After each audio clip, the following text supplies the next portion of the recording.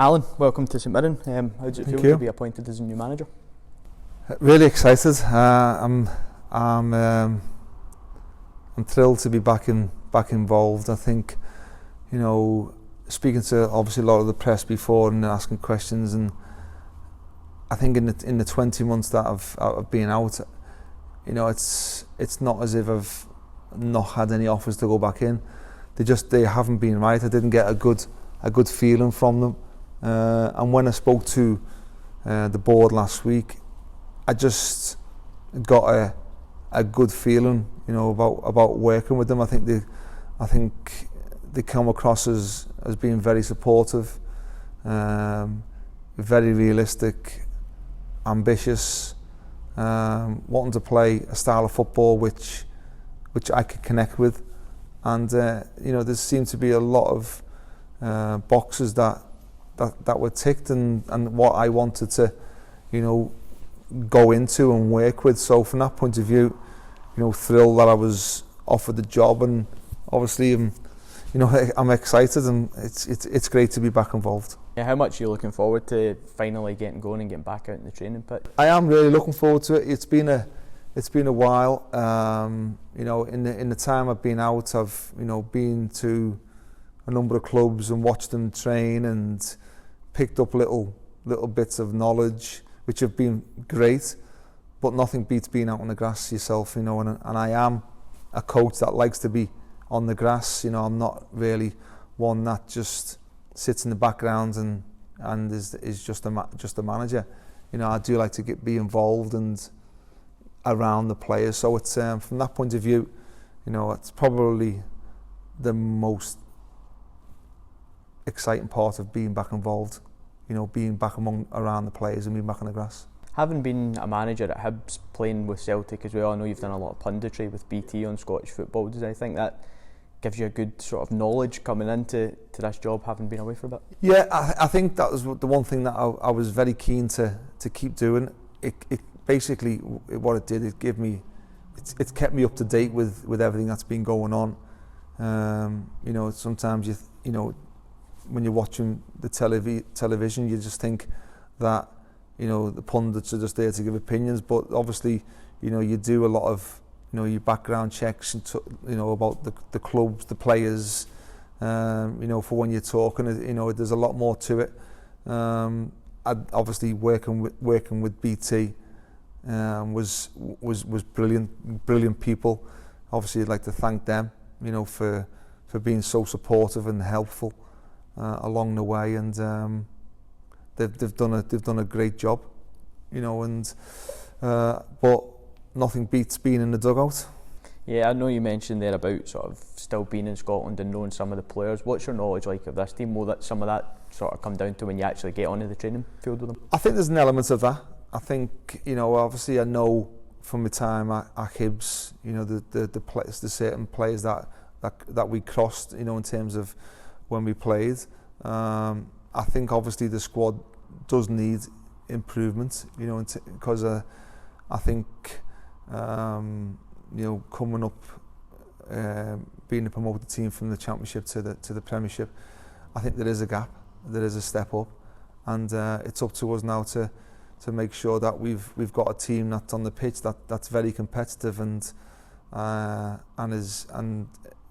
is in the best possible position to compete, as strong as we possibly can. Do you have targets in mind, and when do you expect that you could maybe bring some in?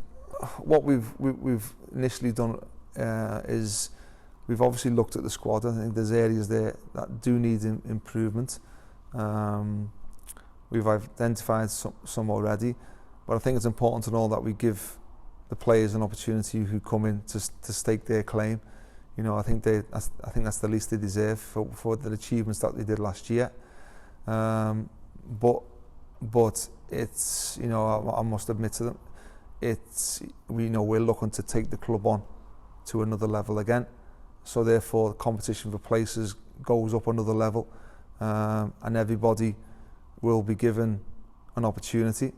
And if you don't take the opportunity, then it's down to you. but we obviously know that we do need to bring in players that are going to enhance the squad. You've got a lot of contacts down in England. Is that something you maybe look to tap into? I think it'd be foolish not to, but sometimes it's okay having the idea of bringing certain players in. Whether you can get them is another thing. I'm hoping that I'm going to hopefully have some success in time to bring in one or two or a few from England in them development squads who are getting towards the stage where they need first team football and they need a better experience. I think Scottish football is a fantastic platform for that type of player now. I think the profile of Scottish football has significantly risen over the last few years, or even the last 5 or 10 years. I think people now are talking about it in such a positive way. I think the coverage that it gets, it's getting more airtime. There's a real feel-good factor about it. Brendan, I think, was the catalyst of that. He comes and then suddenly you find, Steve Clarke comes up last season. Obviously Neil goes into to Hibs. Craig Levein takes the job at Hearts. Stephen's gone in at Rangers. So suddenly, from a wider audience appeal, this is probably as much as what people have spoke about it for a long time. Is that something that excites you as well, getting the chance to pit yourself against some of these guys? Yeah, I think it's a brilliant opportunity for me to obviously come up against really experienced managers who've achieved a lot in the game already. Brendan's been incredible since he's come here. Steve Clarke's coached at two of the biggest clubs in the world. And he's done a great job when he came in to Kilmarnock last year. Craig Levein, has obviously stepped up from the director of football. Steadied the ship, and I'm sure Hearts are going to be a stronger outfit next season. Neil's done a great job at Hibs. I think his Hibs team were a breath of fresh air last year. And you look at the other teams. Obviously Neil at Dundee, Tommy at St Johnstone. So it's I think it's a really exciting time. From my point of view, great. But from the club's point of view, it's important to build on the feel-good factor, which is obviously surrounding the club right now. What are your aims and ambitions for the upcoming season? Progression. I think that's the biggest one. I think we're looking to progress the club, year upon year, and people talk about our aim this season is obviously to stay up. I'm not comfortable with that. I'd rather be looking forward rather than behind. Obviously our ultimate aim is to make sure that we are in this division next year, but I'm not looking at 10th position. I want to finish as high as we possibly can. I want to add to the good work that Jack's done here, and I want to take it on to another level. Have you made any decision in terms of your backroom staff as of yet? I'm close. Obviously I'm going to go different. I'm going to go with a fresh approach, which has nothing to do with the people that I had there previously. I think what's happened obviously in that space of 20 months, they move on to things that they're doing. I think with obviously Taff, it would be wrong for me to then uproot him again, and while he's doing some of the things that he's doing. I think John's got he's obviously done really well last season at Accrington.